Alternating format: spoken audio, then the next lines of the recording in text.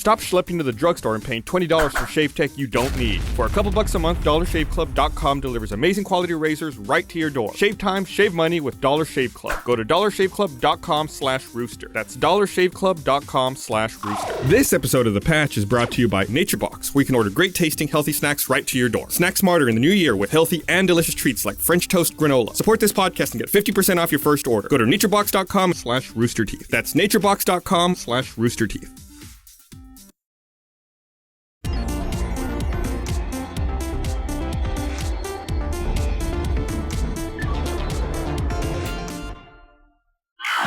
Hey! We have no idea what's happening. Maybe this has happened. Maybe I don't again. know.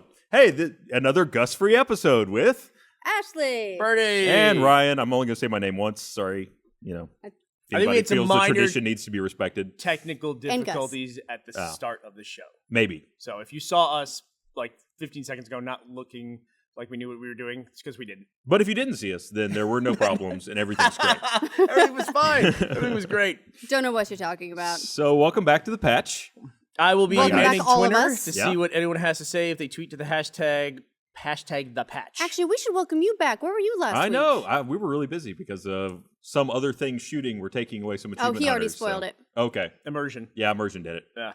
So we had to shoot a lot in a very short amount of time with Gavin and Michael. So How come we haven't talked to you about being a scientist for immersion? Because you seem like you'd have some really You did. terrible ideas to have. you did. You torture people. You did come to me. And what'd you say? You said fuck off? I said yes. Oh, well.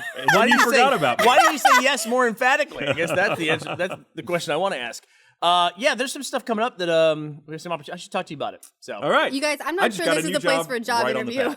patch. That's funny. You guys were doing a Let's Build the other day. We talked about your job interview where you had to go through 3 interviews to come Yep. work at the Driving up company. from Corpus Seriously? Christi. Yeah. What are you, Microsoft? New kid at the time too, right? Or was Yes. your wife? Eli was like a week old when Yeah. I came up the first time. I remember that. Wow. It was pretty amazing that I got an interview at all, honestly, because you went through out of your way to post on Craigslist, so you got someone that was here in town, and then I just messed up the system. So, whoops. but Sorry. then, up but from then you Corpus. fixed it. You made it all I better. did. He still drives from Corpus every day for I work. do. Can you believe it? It's It's 4.5 quite a drive. hours.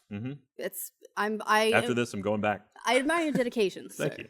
Well, we have a ton of stuff We do to talk about because today. we had We an do. early patch last week, so there's So- an extra day of news, There is, and that was the Eve day. and that was the day that Eve exploded. Everyone was really disappointed that we didn't talk about the Eve battle last week because we recorded on Tuesday. And that was insane. Apparently, they're erecting a memorial. They- That battle was so big. They did. They already did it. It's now like the graveyard. It's called like Titanfall or something like that. It's just something appropriately Did they- epic sounding. Did they call it that? Titanfall? No, it's not Titanfall. Eve Online Memorial. I'll look that up. I think But you guys actually mentioned an but idea. it is like a Titan graveyard now. Is it? You guys mentioned an idea a long time ago when they were talking about Cataclysm on one of the straight RT podcasts of digital tourism. And is this just another marker on the digital tourists' kind of journey now? Is to stop by the Titan graveyard?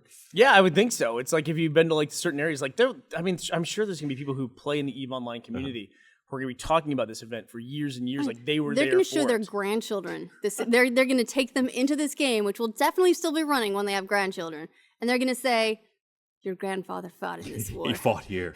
He fought well. This is where he lost his leg." He got his purple medal right there. Do you know what the cause of it was? I'm just reading this. The guy- Yeah, so Good. one of the corporations, like a build, to control a system, you have to control this station, and it was set up to have like an auto bill payment, but for whatever reason it didn't go through. So basically, their control of the system lapsed, and everyone just went and just Wow. like dogpiled on it, and then everyone else got in, and they were just like, "Let's fight!" And it just Yeah. became this Well, enormous thing. Another group actually did get control of the station. Yeah. Which is basically just, I guess, paid the bill.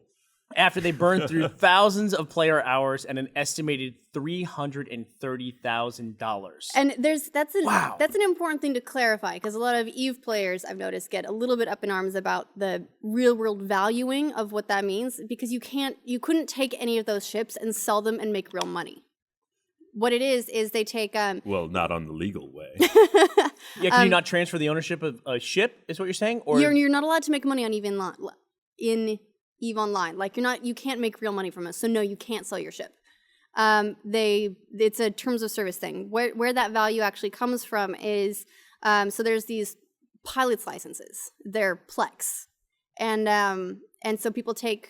That's basically like a month of game time, essentially. Right, it's and accrued so they take game it, time. Yeah, so they take it and they, figure like how much this is worth based on how much time it would have taken to do this, like to go through and, mine these resources and do all these things and build the thing and train up your hours so that you can actually fly the thing and so on. And so that's how they actually accrue it is the conversion rate is pilot's licenses. That makes sense. So it's an inventory item that has to live on the ship. Ship gets destroyed, it's gone. No, Basically. it's time. Yeah. No, but I'm They're saying like basically game time. converting time. It's an aggregation of game time. So how does the destruction of a ship equate to game time? Because of the amount of time it would have taken to build that ship, like I see. those, especially the big ones that were as part of that battle, the Titans, the one that everyone was talking about. There were 75 destroyed. Can take anywhere from like 3,000 to 6,000, maybe 7,000 hours. The in order largest to- spacecraft in the game, the Titan-class warship, takes many alliances to build and operate, and each one is worth an estimated $3,000 in real money. I guess in player time. Yes. Okay. Although there was one that was destroyed that was, I want to say it went up to, it was like $5,000 or $6,000. That was like the big one that everyone's talking about. It was an Erebus class Titan that was valued at it was, trillions of ISK. Honestly, like it's now, I was reading all about this and I was like, oh, this is the most amazing thing. But now like the exact numbers are starting to escape me because it's been a week. You know what it sounds like? It sounds like you're playing one of the final cutscenes in Mass Effect 3. Like when Yeah. all the ships come in, and then you got that one massive ship from the Asaris that comes in. God, to take down that ship must have been a great feeling. Oh, I hope they jeez, get that it's kind of insane. reports. I don't know anything about EVE Online. They do- I'm there's- afraid it's one of those games. You have games that you're afraid to play. Uh-huh. Like you hear Yeah. about them and like, I'm just not going to touch it. And EVE Online is a game that I'm afraid. I have a spreadsheet for Viva Pinata, so I can't imagine what this game would do to me. Well, the Yeah. funny, Eve is one of those games where I forget it exists until this happens.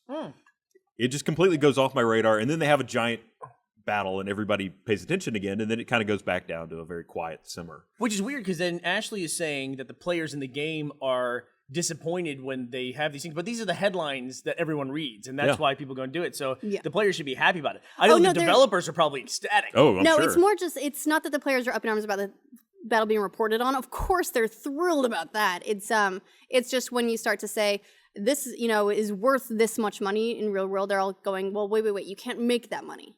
Uh-huh. So it's not that. It's just a way to, I guess, evaluate how much damage was done, not saying like you could have sold this stuff. Yeah. So that's sort of where the line is. But of course they love it being reported on. imagine I that's mean, when- it's amazing. People start getting really critical when they're like, you lost how much money? Like, are you stupid? Like, why would you do that? But yeah, it's a game. I mean, Because it was people- awesome. Yeah, because it was the biggest space battle that will probably take place in our history. There are these Probably in screenshots. our lifetimes, this might be one of the biggest space battles. There's these screenshots of, I mean, it's just like you look at the screenshots, or there's actually a couple of videos of it on YouTube that you just look and it's just a mess of ships. It's just like you see these little tiny dots and you're like, that's like a frigate, like this big ship. And then there was one screenshot that showed every ship as an orange dot, and it was insane. Just it was an orange screen with a couple of spaces. Across the entire 21-hour battle, 7,500 gamers participated. Gamers destroyed assets. I guess they're saying that's 7,500. The It's probably the exact number easiest way is to track it. 7,548 gamers. That's crazy. Crazy. Which, as I understand it from playing it, it was probably just about a series of screenshots to actually be there. 'Cause Yeah. It Really? was so choppy and There's laggy with that many ships. there's something they call time dilation, which I get the feeling you need to be an EVE player to really understand. But it was something about saying that you'd see 1 second every 10 seconds or something like that. There was a 10-to-1 difference in time dilation. It's just real, I guess. like in real combat, whenever you have that. Adrenaline. Everything slows down, and you can make incredible moves that you're not expecting. I'll look up time you dilation. start seeing in screenshots. Yeah, there you go. Lag in EVE is generally caused by a high volume of players performing complex actions in space. The reason for this lag is that each player requires a certain amount of actions to be processed in a timely fashion, and that during a high load situation, our hardware cannot keep up with player demand. This is most noticeable in fleet fight scenarios. Time dilation works by slowing down the time in EVE when a node reaches a high load. This allows the hardware to process commands in its own time, slowing all solar systems on the node by the amount required to ensure stability. Interesting. So it phase shifts a system based on the real world hardware that's like, and it does some kind of calculation. That's making all the calculations. And in this case, it was like a 10th. Basically, I mean, and that's the point, right? What is lag? Lag is the difference between me and everybody else. Yep. So if everyone's at the same level, it's just a slower game. It's not Once a laggy the server game. starts going down, then it puts everybody on more equal footing. Yeah. It makes you wonder how long the battle would have lasted in real time. If it took 21 hours, just take that divided by 10, and that was the actual battle time. That makes it somewhat less impressive. I'm not gonna look. I haven't seen it. That's like that makes it like a 2-hour battle. There's got Still to be pretty good, Paul.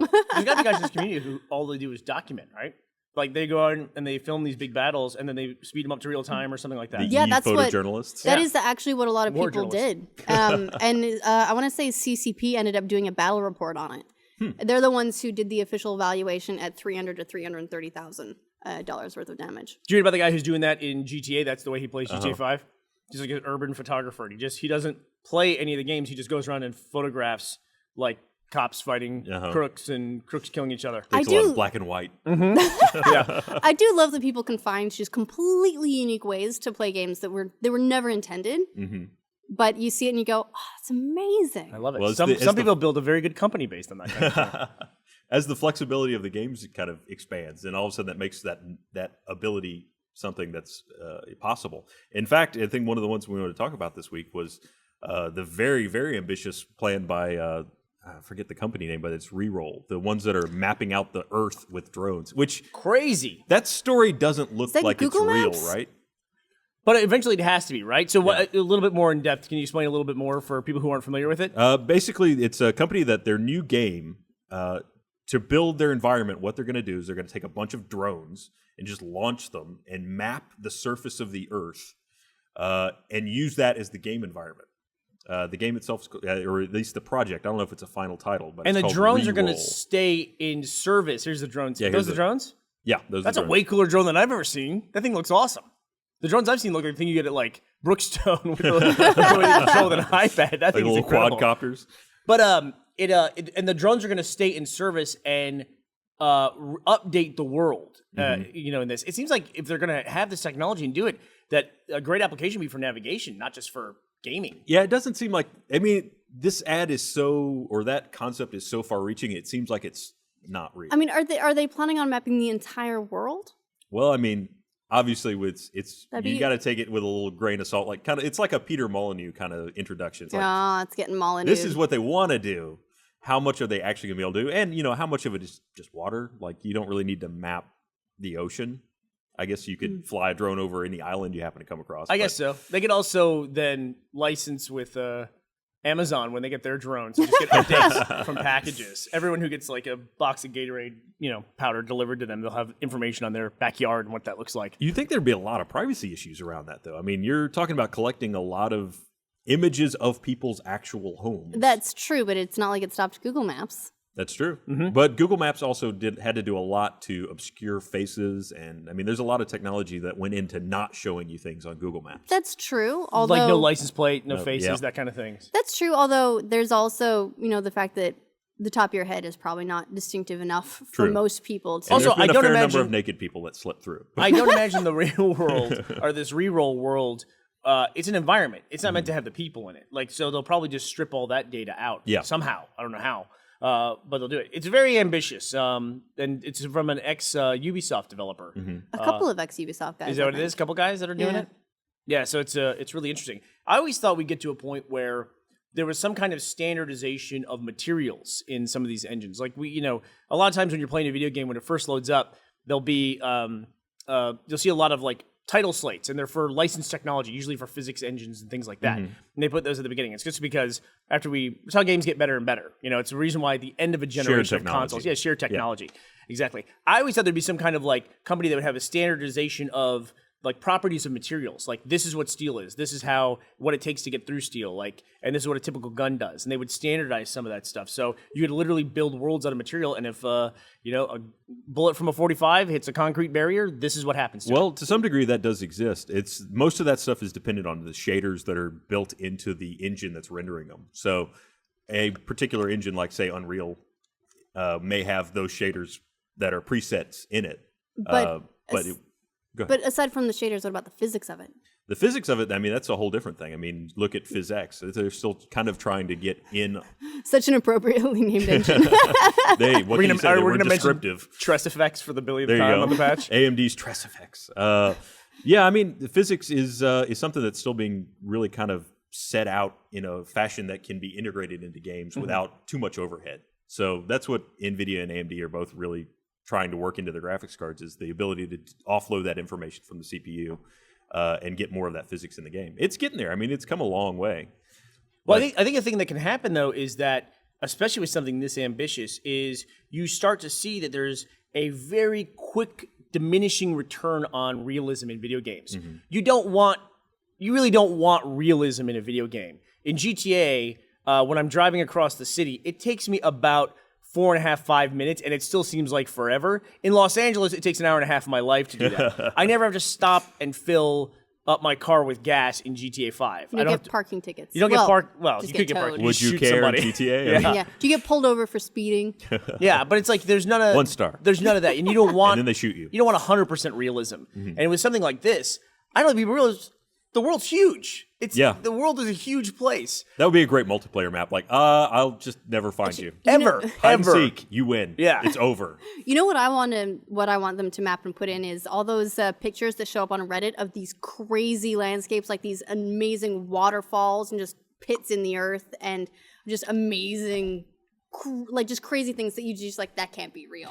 I want them to go and I want them to scan those and I want them to put those in games. But then you'll never Like believe they're real because it's digital. The best of the earth.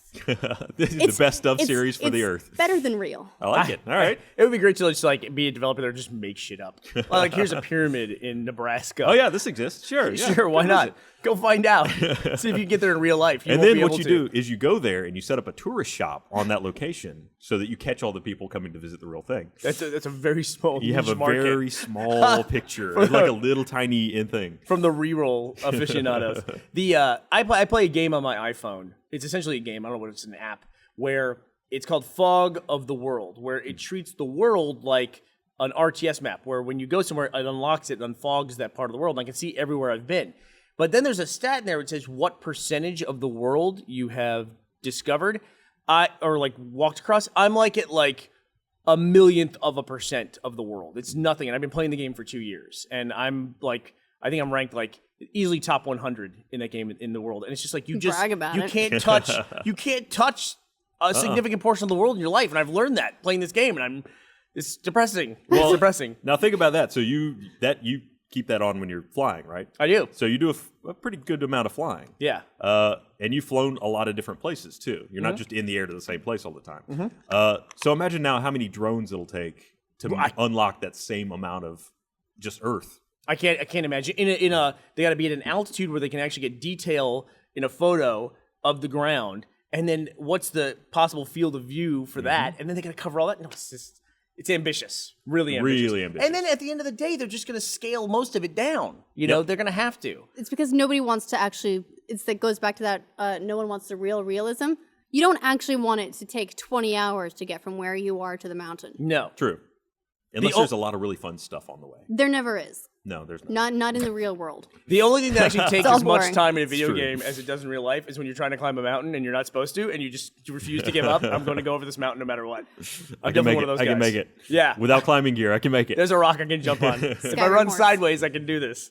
I do that all the time. And then I learned in Skyrim you can just get on a horse, and the horse can basically run over the top of a mountain in about 2 seconds. Well, I guess You went for ages without riding a horse. I didn't even know it was a thing. Really? I fast traveled. Look, I fast Okay, traveled. all right, fair enough. Yeah. The horse is How- not that great. I mean, it's all right. I also don't want to point out the fact that I played the first probably 2 hours of Fallout 3 without knowing about the VAT system. I was shooting everything manually. I didn't go into VATs at all and target anything, so that was pretty dumb. So basically, you're really bad at Bethesda games. Pretty much. Or yeah. tutorials. Yeah, or tutorials. Yeah, Also tutorials. that. So I guess the other end of the spectrum, though, from that ultra realism, because there's a lot of news coming out of Nintendo lately. They're really trying to figure out how to come back from what they've lost here with the Wii U. Which is so bizarre to me because they did so well last generation. Yeah, but that was an Did they? accident. But it's still money, whether or not it came in by accident. And or now, not. and now that Maybe they money's- lost it in an Eve battle. And now, and now that money's in their bank. As someone put it, they slipped on a banana. Yeah. But no, They got hit by the blue shell. So they have the money, but Not anymore. I don't think. well, they've got several billion Oh, okay. in the bank still. I got a quote here from VentureBeat.com. Read us your quote. Nintendo has billions of dollars in the bank. That's money it could spend on tacos, Vegas gambling and vacations, or potentially tacos. major acquisitions. Tacos. The publisher is struggling right now, and a quick way Nintendo could shake things up other than putting those billions on black at the Palms Resort is to merge with another big company. But is a merger or acquisition in Nintendo's future? Possibly, but not necessarily. But they have indicated that they are seeking mergers and acquisitions. I'm not that surprised, although I think you and I have interpreted this differently. You interpreted it to mean that they are open to being bought, and I interpret it as they are looking to acquire companies, specifically potentially health technology companies, because they did say that they want to move into the health industry. They want to develop some non-wearable technology, and they've redefined their definition of entertainment as something that improves one's quality of life in enjoyable ways. But That's don't think- almost a quote. I don't think Nintendo acquiring a health company is going to move the outlook for their company in terms of a public stock, publicly traded company. That's not going to move them. Like, they're going to be looking at like making acquisitions in their core, which is, I think everyone thinks they've lost out on. They've lost the center of their business, which is video games. Yeah. Don't you agree? I mean, They have. They really misstepped with the Wii U, and they're taking some steps to kind of correct that. Apparently, the Wii U was extremely slow to get to do anything you wanted to do on it, especially the gamepad. And they're going to release an update that'll clean up the system a bit. Something Microsoft is also doing, which we'll talk about in a minute. But They've also indicated that potentially the next generation of their hardware, they want to make it almost a unified operating system, like an iOS or an Android, so that it powers both the living room console and the handheld, so that they have an easier time moving software from one to the other. I wonder if they're watching the Vita really closely right now to see how that does. It's Yeah. been kind of a rocky start for Vita. It has, but sales, apparently because of remote play, sales have gone up like 163%. And I think that's a UK number since the PS4 launch, because people like being able to just remote play. I would But imagine. then again, that's kind of what the gamepad's for. Yeah. Yeah, but don't you imagine too? It's like, would you look at, if you're Nintendo and the DS is now a cornerstone of your business, would you look at the Vita or would you be looking at the iPhone? Because that's iPhone. where everything is moving that direction. That's what everybody's walking around with. Or in their backyard, Samsung, is a Korean company. That's what I'd be more concerned about if I was Nintendo. Apparently, they are actually looking into that. Give me 1 second. I got to read this real quick. This episode of The Patch is brought to you by Dollar Shave Club. Stop schlepping to the drugstore and pay $20 for shave tech you don't need. For a couple bucks a month, DollarShaveClub.com delivers amazing quality razors right to your door. Shave time, shave money with Dollar Shave Club. We love them, and you will too. Obviously, I need to do a little bit more of it. So I'm going to go to DollarShaveClub.com/rooster. That's DollarShaveClub.com/rooster. Sing it again. Did I use my announcer voice well enough there? I did. I liked the sing song. It was nice. Touching your cheek was dreamy. Yes. Well, Tumblr, you were right. I need to. They apparently get there's 3 blades you can choose from. You get a free handle. They got all the bells and whistles like lubricating strips. Go to DollarShaveClub.com /rooster for the Alone? Just DollarShaveClub.com. By Yeah, in the privacy of your own home when you're not being followed by a drone from Ubisoft developers. But if you go to DollarShaveClub.com, if you've never been there before, they have the world's greatest commercials as well. Really? Yeah, and then to take part in the deal that they're offering through here, it's DollarShaveClub.com /rooster. And you can also get their Dr. Carver shave butter and one wipe Charlie's flushable moist wipes. I really like this company because they're people who get online media. They get the internet. They really do. And you can see it in their They're ads. viral. All yeah, right. totally. I mean, they're doing direct to home and all that stuff too. So it's a really, really cool company.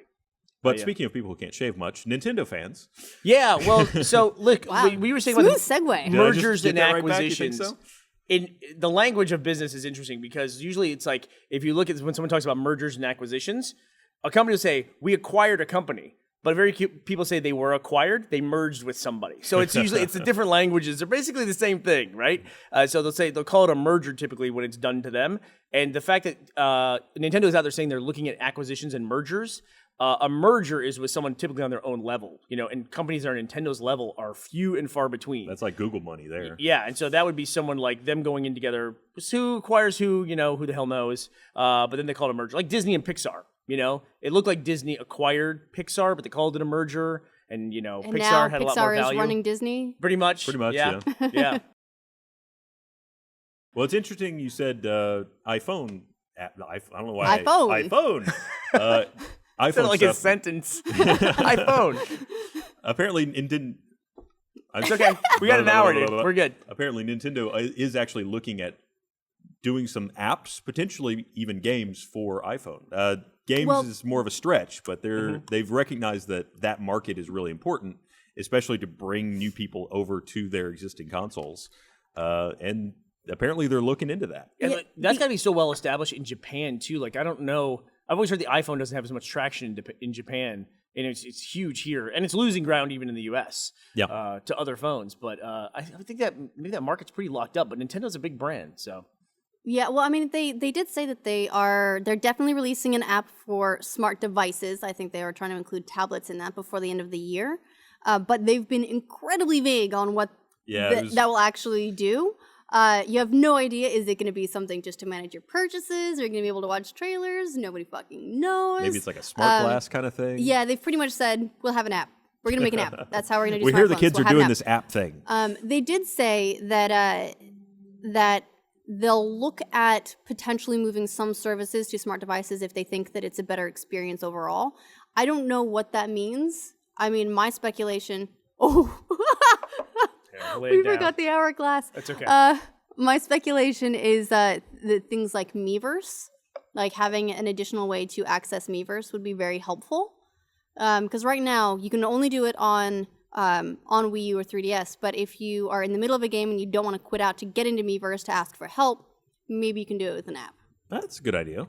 Yeah, I mean, any way they can kind of just infiltrate a little bit into the App Store to kind of spread their word. Of course, I mean, their handheld devices are already doing so well, especially compared to their other facets of their businesses. I mean, it'd be kind of interesting if they made a phone, honestly. I don't know. Then I get really bad flashbacks to the N-Gage. Oh, that's a good point. And, that makes me, like, I do trust Nintendo as far as handhelds are concerned. But, man, side talking, it just... No, it'd be great. You put the phone right there in the 3DS, and then when you put it up to your face, like the touch sensor, you can kind of tell where you're rubbing it. It can like tell you if you need to visit Dollar through the Shave phone. Club. There you go. It's like, oh, you need a shave. I don't know. We'll see. I think they're really open to new ideas right now. That seems to be what the... How does a company the size of Nintendo let people know they're looking at these things? You know what I mean? So it's like this is how they announce it, and they start those conversations that way. Yeah. And I gotta say, I brought up Disney for a reason. I mean, you look at Disney, it's been about a week since they acquired a major company, another major corporation. They got Star Wars, they got Marvel, they got Pixar. If Nintendo and Disney were to merge, that would be a juggernaut of a company. It'd be a good fit for them. I think, in terms of, Disney's very young-oriented. They're into mainstream entertainment. They don't do a lot of mature content, and neither does Nintendo. And Nintendo wants to be mainstream. Nintendo wants to get their characters in front of a much wider audience. They're now putting their Mario in like McDonald's kids meals, I think, in at least in the UK. Really? Wow. Yeah, I think that was a newly announced thing. They did say that they're expanding their licensing, so apparently that's one of the first things they're doing. And look at the opportunity that Nintendo would have with traditional media alone.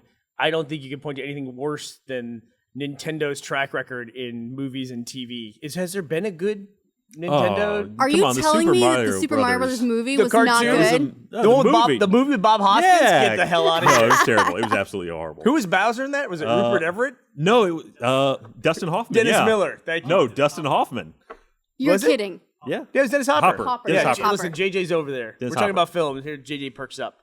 And by perks up, I mean he's like at a 45-degree angle on the couch as opposed to a 30-degree angle. I don't know that including that in the canon of film really does film any favors, but yeah, it was a movie. Then there was the Super Mario Brothers cartoon in the 80s that was iffy. But I mean, imagine if, Disney and, this is all speculation, but if Disney and Nintendo were to merge and Nintendo's making games with Disney characters in it and Star Wars characters and Marvel characters, and Disney now can make, or Pixar could turn around and make a Mario movie and a Metroid movie. And a Legend of Zelda. Get the fuck, it's crazy. That's it. I mean, that's an interesting area they haven't really expanded into much. You don't see near the marketing it to live action or animated features, as pretty much every other game company will sell that out in a second. And I'm pretty sure that like that's something they're interested in getting into. They're just not good at it. They I think they announced last year that they were making a cartoon, an animated series based on Wind Waker graphics and all that stuff, and that was going to release on the 3DS. No one who uses like the Nintendo's 3DS video. Anybody? No. Bueller? No. Goes unused for me. Nobody. But they like that's so they're making it. They just don't have any way to distribute it. All right. To people who care, Fair enough. or to people like in ways that people use. Did I read correctly that you like the fact that when you buy something in the Nintendo eShop Yes. on your DS, that you like that it shows up as a little gift? I think it's so nice that I get to unwrap it, and I just like I'm need like to click it. even though I just like paid money for it and basically I bought myself a present, and then I get to unwrap my present. I like it. I mean, do you at least have to use the touch controls to like kind of pull the bow you or just anything? tap it. You just tap it, and then it goes. "Whew," and then Does it make there's that your sound? game. Is that the? I'm missing it has its own Gus because sound. Gus would go, so inefficient. Have to click it again. Extra click. I love it. Well, on the topic of updating your stuff to make it work, Xbox is also rolling out a new update. 2 new updates. Yeah. February 11th is the first one, right? Right around the corner. Yeah. 6 days from now, less than a week from now. We're Yep, gonna do it. that one is going to finally add back the controller battery indicator, which has been missing the entire generation. Yeah, everything I've read, like that's the main thing. Can that really be the main update that they're making in this thing? Well, Is it no, a it's battery also indicator? you can see storage now. Yeah, like you'll actually be able You to can manage your finally storage. look and see how much is on your disk. But yeah, the battery thing, it's like that battery just dies. Here we I go. mean, Here's all the items here. Yeah. See and manage storage space, control your install lineup. My games, my apps are separated, thank God. Battery power indicator is back with an exclamation point. And use your USB keyboard. So yeah, I mean the battery thing is ridiculous. Your controller doesn't. I mean, it used to be you had that flash, which you would eventually, after the battery got old, You mean would how just it would- flash constantly on the you get 360. you get the circle thing going. Yeah. Yeah. Now it's just like, Distracting you. oh, it's gone. And you It's want to off. turn it back on. Yeah, it's like, oh, nope, it's time to charge it. This Yeah. one's done. I mean, honestly, like that's just a small usability feature that should have been in there from the beginning. Yeah. It's weird when you get stuff that's not there that was there on the 360, and you go, "Is that really that hard to Did no one just think like of carry that? across?" I guess. But it's back. Yay! And storage is Everyone be back. happy.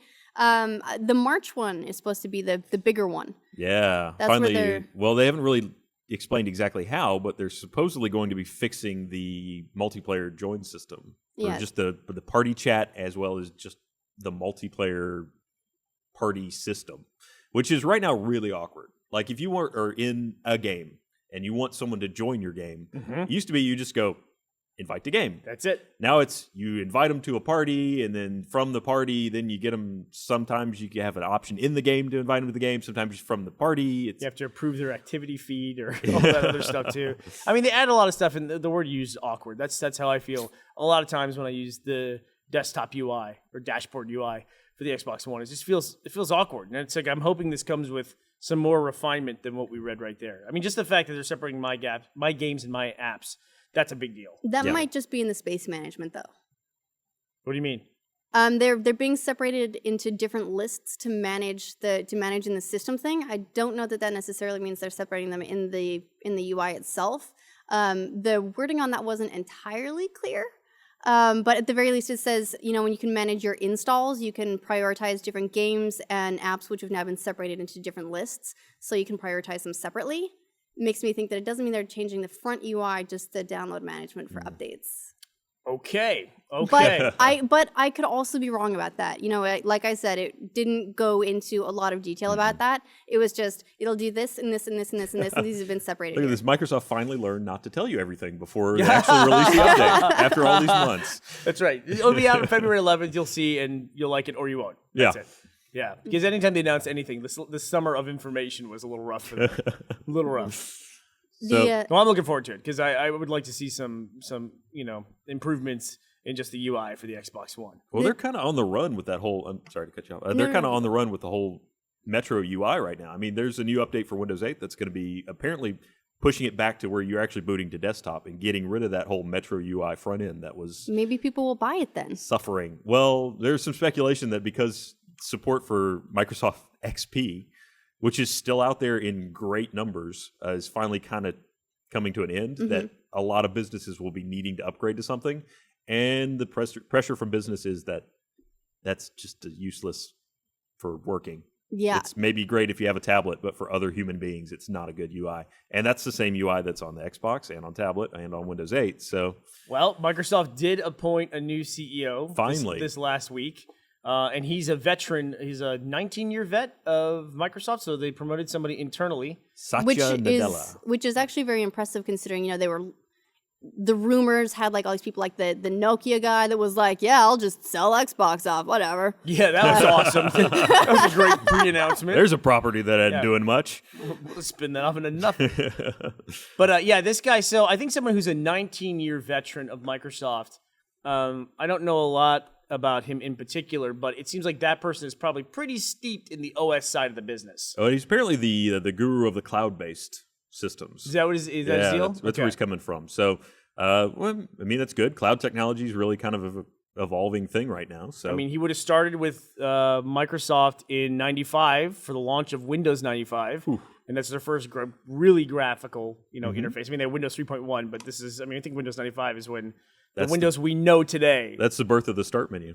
It is the birth of the start menu there to go to shutdown. And so this guy, I think he'll be pretty steeped in it. I mean, obviously Microsoft has evolved a lot over the years, getting into gaming. Now they make phones, or the OS for phones. So I think this guy will be concentrating a lot more. The OS and the Office divisions at Microsoft. I mean, everything else we talk about here on the patch is really cool, but that's the that's the center of that business, and that's their they money make a lot of printer. money. Office in particular, that division just prints money. Yeah, I mean that's basically the cornerstone of our entire computer architecture. Is a few companies, Microsoft, Linux, and Apple. When we talk about Nintendo potentially getting into any kind of phones or mobile or anything like mobile beyond like DS. It's not, you can't always make those moves and they work out for you. I mean, Microsoft's the biggest OS brand in the world, easily in the US. And, when they start a Windows Phone, they can't get the traction that Apple does. And Apple... Or the tablet. Well, either one of them. But, I mean, that's kind of a fallacy in that Windows has done mobile for ages. Like, I had Windows mobile phones from like 2004. Right after my Sidekick. I had like... It was like... Who they bought, by the way. They bought Danger. Oh, well. There you go.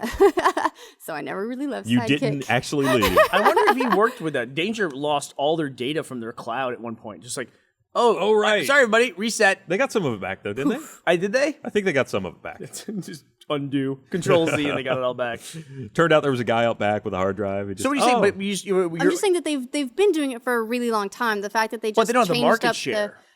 They had a lot of market share earlier on, and then I think they slowly lost it to BlackBerry, and then to iPhone, and so they decided they need to do something really big and dramatic, and so that's when they were, decided to go into this Metro interface and Windows Phone 7. I mean, it is actually Windows Phone 7, 6. Like I helped put 6 out.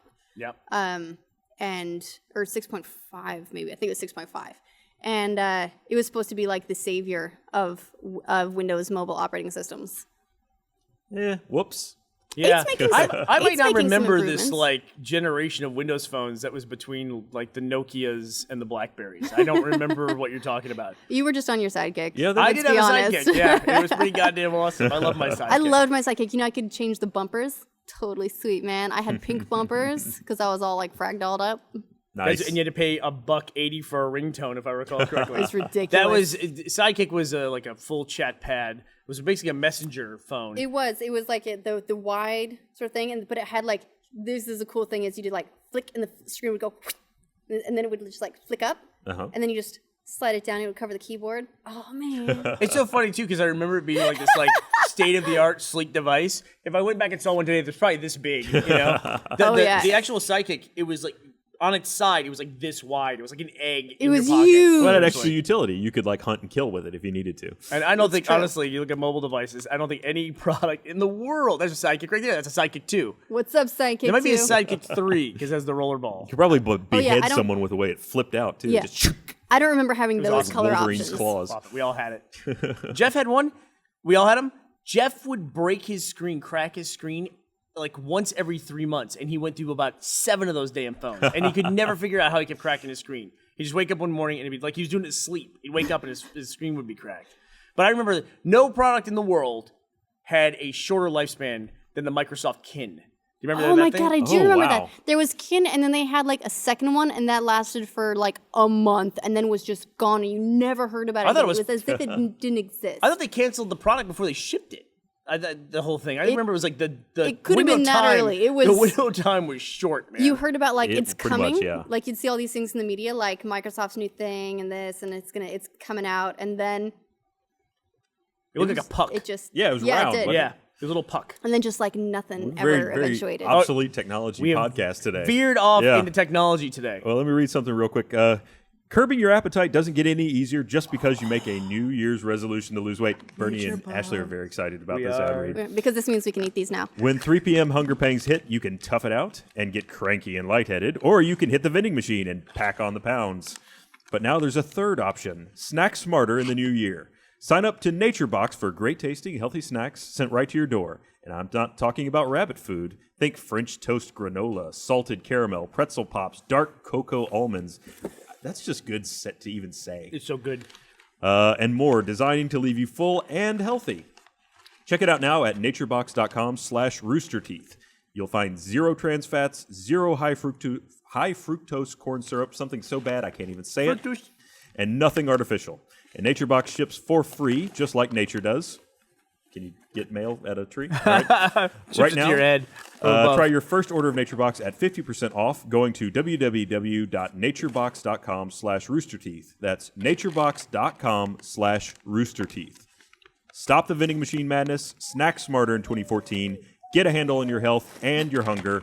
Go to naturebox.com/roosterteeth. You know, Gus actually hid this box. Oh, I was going to tell the story. Go ahead. Oh, go ahead. No. Please do it. Apparently, he hid this box specifically so We that have we could to. show it off on the patch today. this box. And there are already because- 3 or 4 bags missing. He showed it to me. They're He had- just the tops left. He had hidden it away because when these things come in, sometimes they end up on the table in the break area, and then people just ransack them. Barbara is That's the like kiss of death, amazing. yeah. Barbara, stop stealing the shortbread. She goes through 'em. And Gus said, I said, oh, we have NatureBox this week. Are we gonna have extra snacks on there? He goes, yeah. Look, I hid it, and he opened it up, and there was 2 of the tops of the bags that were ripped off. They had left the trash in the box. Whoever had gone through and picked through it, and Gus was so furious. He was so furious. Yeah, but it happens all the time. I was actually on a conference call today where when I got on, one of the guys that I was on the conference call with listens to our Really good. podcast, and he said, I just ordered that NatureBox stuff that you guys are always advertising. God, I love these That's things. good. That's the Pumpkin seeds? yeah, pumpkin seeds. It's sea salt and cracked pepper, and it's amazing. Well, I thought these were all like the same. I Right? those every There box you was go. the same, but they mix it up. Anyway, Almost tastes like caramel. so we can talk about the Microsoft CEO. Let's talk some gaming. What's some gaming news? Gaming news. If we want to get, since we're in traditional media stuff and we're gonna get away from it, anybody see the Need for Speed movie trailer? Oh my God. Yeah. Quit. Just quit. Yeah. I'm sorry, Aaron Paul. I'm sorry, Aaron Paul. See, You here's can't do it. Just leave. Just Really? walk away. Look at that. see. Here he is I, right here. I like Aaron Aaron Paul. Paul from Breaking I think Bad. he's a cool dude. But I also always felt like the Fast and the Furious was Need for Speed the movie. So Yeah. It just doesn't have my interest. I'll go watch Fast 7 or Fast 8 or You know, maybe one day this podcast will get to the point where that could be a quote on the movie poster, like, Ashley Jenkins, the Patch Podcast. I mean, realistically, that may be the best review that movie gets. We'll see. Yeah. I'd watch it if I was strapped to a chair and my eyes were held open with tape. I don't know what more they can add to a car movie. Like, I feel like I've seen every car movie, you know? look. After I saw, was it Vin Diesel drive a car under a semi that was rolling and blowing up at the same time? I just went, nope. I'm like, you know what? That's it. That's it. This is the pinnacle. It's all downhill from there. We didn't talk about it on the podcast, I don't think at least, but before we were watching a video where someone had edited together from the first 3 Transformers movies, they had edited together every single transformation that yeah. happens in all the movies. And so you just watch like 10 minutes of just CGI madness. So basically, Back to like back. Transformer fan porn. Basically, that's what it was. And I was like, after like a minute of it, I was completely numb to it. But you saw how much work went into the choreography of each one. And like Jack's over my shoulder, and we're watching us. Oh, that's from 1. No, that's from 3. That's from 2. I'm like, who can tell the difference between any of these movies? I mean, it's like Jack apparently. Patillo. they're great, but it's like I can't tell you one thing that happened in the first Transformers movie with the last one. I can't tell you any difference between those movies. I can't remember No, anything. no, it had a Victoria's Secret girl instead of Megan Fox. Right, That's and that was right. the one where the robots were fighting over something. Sure. It was all And then- Shia LaBeouf, though, right? Yeah. Which one had Egypt? He's not in the new one now. No, now it's Mark Wahlberg. Mark Wahlberg. And Good you know, luck, Mark. it's a generational thing too, because it's like I the love Mark hot Wahlberg. ingenue that's in it, the Megan Fox replacement. It's like she's on screen with Mark Wahlberg, and I'm like, well, that's an interesting pairing. And then they're doing something, and a robot attacks, and she looks at him and she goes, "Dad," and I was like, "Oh no!" So Mark Wahlberg is now playing the hot dad, apparently. You know what? I'm gonna allow it. All right. Can we Ashley talk about Jenkins some approved. games? Huh? Yeah, games. Okay, so Transformers is a game. It's Yeah. robots that turn into It's stuff, all right. other No, stuff. it's- They had a couple okay It's a games. movie tie-in game. Yeah. Well- They sell toys. We've been playing Broken Age. Oh, so have I. High five. Done. Okay. All right. How far have you gotten? I finished. No spoilers. I There's finished 2 stories you can play. There's so the basis of the game is there's 2 stories. There's the girl Vela, who's in like a. It's not like a typical fantasy, but it's definitely like out of the 2, it's the fantasy world. And then there's Shay, who's in a spaceship, so he's a space technology guy. I've played all the way through hers. Okay. I've just started his. I'm a little bit into I'm a couple days into that. Okay. Yeah. This is a game by Double Fine. Specifically, this one was designed by Tim Schafer. And Right. the reason that's a big deal is because it's been like 16 years since he's designed an adventure game. He did Grim Fandango. He did the Monkey Island, which my is favorite which is what I care. Psychonauts. Psychonauts so That was good, such a dude. game. I That game always wish- completely fell flat Can too they- at the time. Like it did not do $400,000 well. goal for their Do you Kickstarter. think they hit can with Kickstarter? 3.3 A million. sequel? What's that? Kickstarter sequel. There's a Kickstarter sequel? No, they should. They Double should. Fine, get on that. Psychonauts. You heard it here Psychonauts first. 2. I'll do a voice. Sure. Why wouldn't they? $3.3 million when they were asking for $400,000. Well, but the funny thing about that For is Broken that Age? for Broken Age, so they asked for 400,000, and they got 3.3 million. But the reason they ended up having to split it into 2 episodes instead of have it all together is because Tim Schafer came back and was like, "Oops, I designed too much game, so we're gonna split it." And so the reason it's on Steam Early Access now is because they're using that to fund the development of the second half. Oh my gosh. So I don't know, like they actually released, I think, a vision of what the $400,000 version would have looked like, but like he ended up with like 7 times the amount and still designed too much game. That's pretty amazing. Now, having played the game, That's pretty far does it reaching. feel like a $4 million plus game to you? I don't know anything about game budgets. I mean, it's But not no? like a I mean, there's not like a Does it- hardcore 3D assets that you have to build. Well, No. maybe some, But it's all hand It's painted very and hand storybook. animated It instead. looks like a story, like a children's storybook, is what it looks yeah, like. it does very much It's, so. It's like almost like kinda a lot Where of the Double Wild Things Fine are. Tim Schafer things. It's got great art direction. I Oh, do it's love that. It looks beautiful. amazing. Yeah, absolutely. So let me then bring it down. Then instead of talking about the Bring it budget of down. it, do you think it's a $20 game that you paid for? Do you think it's worth the $20 you paid for it? No. No? Well, yes and no. I would have paid that anyway because I really like adventure games. You know, I mean, I'm here wishing for a Longest Journey HD remake. So, I would have paid it anyway, and I greatly enjoyed myself. I would say I enjoyed myself worth $20. You know, that's like what, 2 movies? Sure.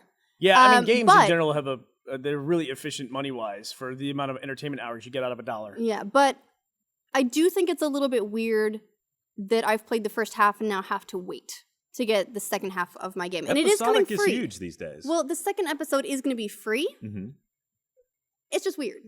That Is it free? it or is. It's like a It's DLC free update. if you. It's free. It'll be a free update. I mean, it'd be funny if everyone could play the second one for free, but they couldn't play the first. Had to pay to get the first part of the story. No, it'll be free for anyone who bought the first Yeah. one. Gotcha, I get you. You know, which I guess it goes back to them. That's how they're funding it. So we're basically now Steam Early Access backers of the second episode. What did you think about it?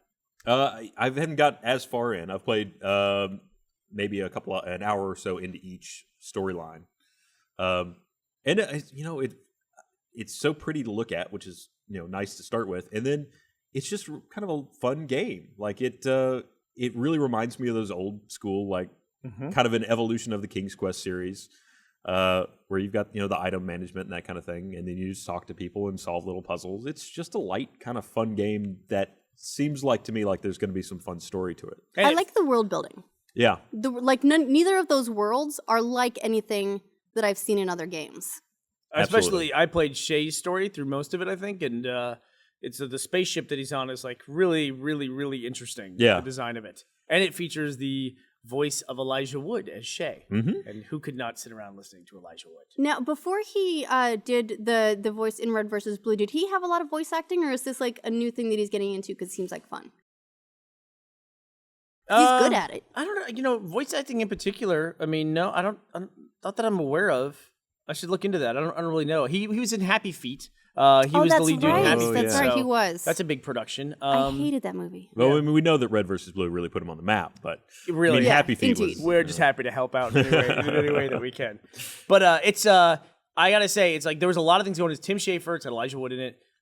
It's got a great art direction, which I really like a lot in smaller games. I'll be honest, something about it. It just didn't hold my attention. Really? It might be the interface of just clicking on stuff until I get the right response, and that's not the kind of game I want to play. I really didn't want to play it, and I wanted to get through it. Basically, what he's saying is he doesn't like adventure games because that's what they are. It is absolutely true to that genre. That's true. I mean, get it is it. much more casual than, say, Psychonauts was, where Psychonauts had yeah. more of a third person running around interacting with your environment more directly, where this is much more. I think you really kind of pegged it with calling it kind of like a children's storybook. It's like a really interactive children's storybook. Yeah, and the graphics are unlike anything I've seen before. Did he do? Did Tim Schafer do the claymation game? Was it Neverhood? Did he do that? No, not that I know of. Let me see. I'll see who developed that. Yeah, but Tim Schafer's always done an amazing job with art direction, great games. Like he did Brutal Legend. He was one of the guys that was working on Brutal Legend as well, which is just like basically it's the world was based on heavy metal album covers and like those, and like if there was a world built of those, it's just amazing. Jack Really Black amazing. actually did an amazing job voice acting that game too. I was pleasantly surprised. I'm so He's used really to seeing. pretty talented. I mean, He really is. He almost like he underplays how great he is in movies because he's basically just playing it like a loser making fun of himself. But he's a really talented musician. He was he did a fantastic job voice acting Brutal Legend. I mean, he, as far as I'm concerned, made that game. And it was unfortunate that it fell a little bit flat commercially. well, sometimes those really cool games do. Like they're sometimes being cool in a certain way really only appeals to people that appreciate that cool. Like Psychonauts. Yeah, like Psychonauts. I mean, that was a really fun game, really cool game. It had a really cool tone and story to it, but just didn't resonate with a lot of people. Yeah. I guess because they didn't buy it. Well, it apparently had some camera issues and maybe some platforming issues. When I played it, and I thought it was weird because it was one of the first games I ever actually heard like a radio ad for, and I was like, I know that game. I didn't play it critically. This was early enough in my gaming that I wasn't jaded and Didn't look to pick on it. and apathetic. I just was playing it, and I loved the different minds, the worlds that you would go into. Everyone was so unique and so much fun and so colorful and so great. Kind of Tim Burton-y almost, really. Yeah, had a it lot really of that was. Really They had off. everything's a little skewed. Well, interesting. Talking of Broken Age, there's another little interesting stat that somebody came up with recently, which was the reports on the number of Kickstarters who have actually developed or actually delivered on their titles. Broken Age is a really interesting Kickstarter title to me because they asked for 400,000, they got about 3.5 million, and then they announced for whatever reason that they were beyond the scope of their budget that they had, and there was a initial. Now they said later that they weren't asking for more money; they weren't going to go back to the Kickstarter backers and ask for more money, but that was after this huge outcry of like, we're not going to give you any more money. You beat your goal by, almost 10x, and so we're not going to give you any more money. But I thought it was really interesting in the era of crowd-financed, media, is that if Tim Schafer had said, I'm working on a game, it's the first adventure game I've worked in over a decade, and I'm making it, and I need more money to make it, everybody on a forum would say, hey, whoever, EA, give him more money. What's wrong with you? Come on, give him more money. Just let him make the game. But when it was them, now they become the producers and the financiers of this. They're like, hey, we paid you. We paid you to make this game. You said you could make this game. Make the game. You said you could make for a lot less. Yeah. And it's so exactly. You could make it for way less than what we ended up giving you.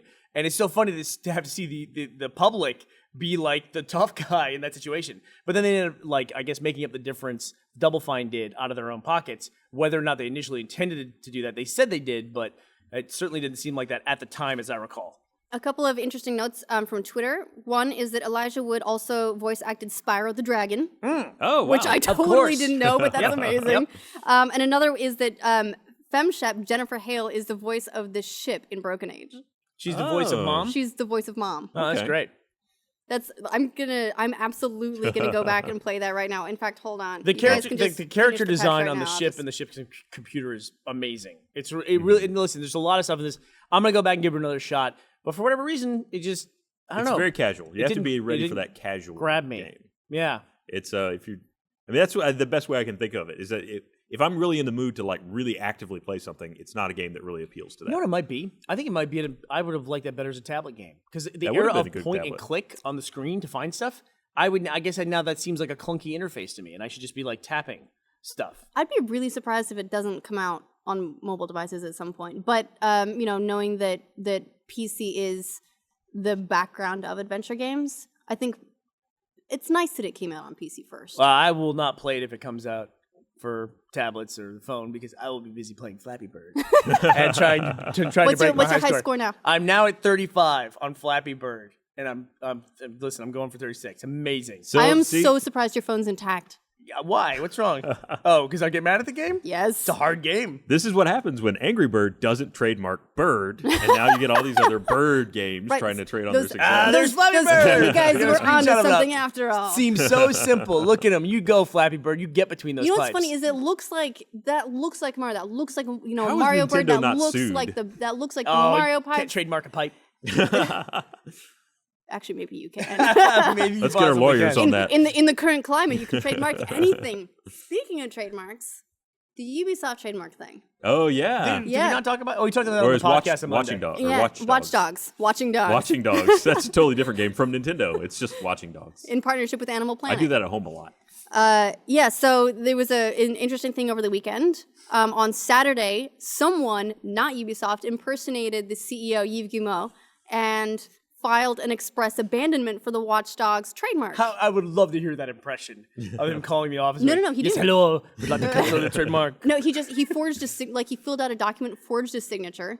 It was like this whole big thing. You know, They to should me, be embarrassed by that. That like some dude could just like well, he didn't cancel a succeed. trademark. He didn't succeed. well, so then they Enough to where it was reported.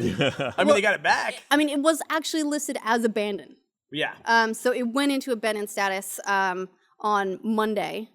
And then, so then Ubisoft says, so we just got this email that we filed an express abandonment.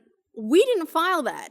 So, I mean, if you think about it, like, that's a pretty huge deal. Someone forged a document about a trademark. That's a federal, I'm saying that's a big deal. the federal office should be embarrassed that it Yes. was that easy. Oh, to okay, not sorry, I Ubisoft. thought you meant Ubisoft should I'm be saying the embarrassed. federal office that some dude could just sign a piece of paper and cancel somebody else's trademark. Do you That's think this was the embarrassing. guy that maybe you just heard about this whole thing on Twitter where this person, they've had a couple Twitter accounts that have been reported basically blackmailed Was it them and stole it. was Yeah, it the so Q like- or the It was A? N. N. Yeah. Right, there we go. He was N one of the got stolen. original developers of Echophone, which is one of the first early Twitter API-based like apps. I remember that. I used to use the Echo phone. Yeah, that's that guy. And so I think it was Jack who told me that. And it's that's why that guy has N as his Twitter handle, or did until. But it was a really convoluted like plot of like extortion. And how A they lot got of his social stuff. engineering. And then, I mean, the guy apparently explained it exactly how he did it after the fact. But, I mean, that story came out. And then there was a guy that had JB that reported a similar story, only he managed to hold on to his because he was sitting there watching the emails come in as this guy started taking over his other accounts. Wow. And then ultimately, this story comes out right after that. So I wonder if someone was like, well, this is really Let's see easy. if I can Let's do see it with what else I can get trademarks." away with. Yep. Who knows? But what's the benefit of canceling their trademark? Sell it back to him. It's like, what's- trademark it and then sell it back to him. Is that the deal? They abandoned the trademark, You know, but it just that- goes to show how like these aren't real things, right? Yeah. It's like, well, they canceled the trademark, and the office is like, oh, we'll just turn it back on. Like it's not a real thing. It's like we say you have this thing, we say you have this idea, and it's yours alone, and only you can use it. And it's like then somebody turns it off, but at the end of the day, that doesn't even matter because nothing's lost. It's not like they threw something away that they can't get back, you know? Who knows? Maybe someone has secretly launched like some major Watch Dogs brand in the meantime, and they go, "What? The trademark wasn't active when You we know, while launched." while it was inactive, people started pumping out merchandise. There's a window right making there. sure it was all printed at that point in time. Yeah. But you brought up something too, is that when you brought up like Flappy Bird is huge right now, and you talked about Angry Birds not trademarking birds on the iPhone. And look at them; the value of their franchise is diminished now by Flappy Bird. But it's like I was talking with Ashley. It seems like the mascot for the internet is a cat. Like if you think about like the internet in general, the animal you most associate with a cat, mobile has de facto become birds. That birds are associated with mobile now. It's like Twitter, Angry Birds, Tiny Wings, Flappy Bird. Why are birds so big on mobile? You know, they're small. They're a little mobile device. It's like you could fly it if you wanted to. It's because you're free and flying? Yeah, Is that what it is? sure. But it's one of those things that's just kind of like happening on its own, you know, that like everything is bird related that's on mobile, at least the stuff that I play. I blame Twitter and Angry Birds. Yeah. You should. Yeah. Darn things getting popular. I'm going to write them a strongly worded letter. You should. You should try to take their trademark. I'll write them a See if you can get their Twitter account. I'll write them a Trademark strongly birds. worded tweet. As long as it's 150? 40. 40? Yeah, so don't You get this still Twitter know thing. that little I don't about get it. the Twitter thing. Over 23 million people play Flappy Bird according to the leaderboards they have. What in the world? Yeah, well, their leaderboards also say there are a lot of people with the 9,999 as their high score. So you have a ways to go. It is true. And also, it's like my 35, I saw my ranking in the leaderboards, and I was like number 8 million. I'm like, it took me like 4 hours of playing this 45-second game over and over again to get to 8 millionth in the world. I'd be like last in New York City, essentially, is what I would be. That's unbelievable. Well, I'm getting to 36. I don't care what anybody says. I'm sticking with it. I love that game. Great. Well, good luck with that. I like a simple We're all game, very happy for simple you. mechanic that is really, really, Sounds like really... Ashley's a little bitter. Is she a couple ranks She under has to her? hear the sound again and Under you. again and again. Yeah, I don't play it because I have common sense. Oh, come on. I saw it and I was like, nope. That's Why? a sinkhole. You too good for it? Yeah. Look, okay, look. Oh, wow. No, I just have like there are places that I want to spend my time, and Flappy Birds is gonna get me nowhere. Oh, please. Listen, Jonas Salk invented a vaccine for polio, but I got to level 35 on Flappy Birds. I flew through 35 pipes in a row. I'm comfortable saying, let's let history be the judge of who is the better man. Well, I'm sure history will definitely remember one of those feats. Absolutely. You'll be recorded forever as 8 million. Until then, I'll be chasing number 36. Thank you very much. All right, anything else to talk about? No. What Well, did I Twitter mean, there's want to talk always about? more to talk Hey, they about. want you to. Everybody wants you to mention the Pokebank is now available Oh in yeah, North America. Pokebank's in the U.S. It came out today. Nintendo has a really weird thing. Well, not Nintendo specifically, but like the Pokemon things. They don't say, like, since it went away, they don't say it's coming back this date. They just go, oh, surprise, it's back. So they just surprise released it for Europe yesterday and went, congratulations, Europe. And they went, North America, you'll have it soon. Someday. But they didn't say anything. Someday you can And then bank your today they go, Pokies. guess what? You got it. What does it do? It stores Pokemon. Never mind, I don't want to. And people feel like day one, everybody hacked it and put Pokemon in it that weren't supposed to be there. Like there was super Pokemons. You're saying there's an illegal trade in Pokemon right I'm now. like, I hit the wall of my Pokemon knowledge so fast. Pokemans. I can't even bullshit hit beyond the 45 Pokemon seconds. wall. I last longer in Flappy Bird than I did in Pokemon. I can tell you more about the mythos of that game. Oh, Loadout. Also, some people are saying talk about Loadout. So we just put out a trailer. The guys over at Edge of Reality asked us to make a Loadout trailer, and I thought it turned out great. Yeah. Did a great job with it. And so Loadout has officially launched now. And people playing. The longtime attendee of RTX. Hopefully they'll be back at RTX this year. So go play some Loadout. Yeah, we did a couple Let's Plays in it. It was a fun game. It's free to play and real free to play, not Yeah. this scandalous pay to play. Which That's right. Nintendo coined a new phrase. Did you hear the new phrase? Free to start.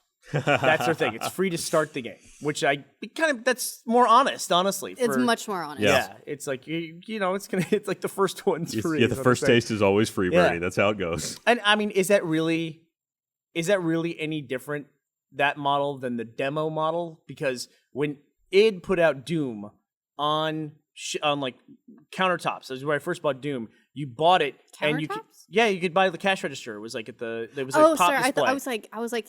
I didn't Yeah, know they leave made it in your for kitchen. countertops. It did sound like a stretch, but yeah. You know, they like cash register, like point of purchase display. You could buy Doom, and then you had the first, I want to say like 1 or 2 levels, or maybe even the first full mission, and then you had to pay to unlock it. It was back then. It was called shareware, but now they call it free to play. It's just it delivers directly to everyone's pocket now. I think it's the same model. I think the Sorta. distinction with free to play is you can play it. Like that's a thing. But if you want to get somewhere faster, or if you if you want to get like a thing that doesn't really change it but makes your dude look cool, then that's sort of how they run those. At least the good ones do. There are a lot that are extortionary. Like And Dungeon Loadout, Keeper Loadout or- has a very good reputation. I unfortunately have not played a lot of Loadout, but it has a very good reputation for being a game that does free to play right. Yeah. It's from not just from everything I saw, it really did. it's not just an entry point to their microtransaction Right. system. Which Welcome a lot to the of store. Exactly. Yeah. Oh. No, well, that everything? That's We good? everything. That's We everything. covered. We still have a massive amount of time in our Look at all this hourglass, sand. which we forgot to turn over. Kind of depressed by how much is left. Son, you can shake it down. Shake I've been playing way too much shake it, Minecraft shake lately. it, shake That it, actually shake looks it. like the gunpowder like pile that the creeper leaves behind. Okay, when if it you dies. have been playing too much It's like creeper Minecraft, poop. if you think that anything looks like Minecraft, like that's that is true. 8-bit world has no translation to actual Hey, objects. some of those texture packs. The that she lower runs bulb are really does, good. though. On that note, Bernie has lost his mind, and we will be back next week if I can talk, which I can't. Woo! So thanks everybody. Hopefully, I'll be at 36 on Flappy Bird by next He week. won't. I probably won't be. You won't be.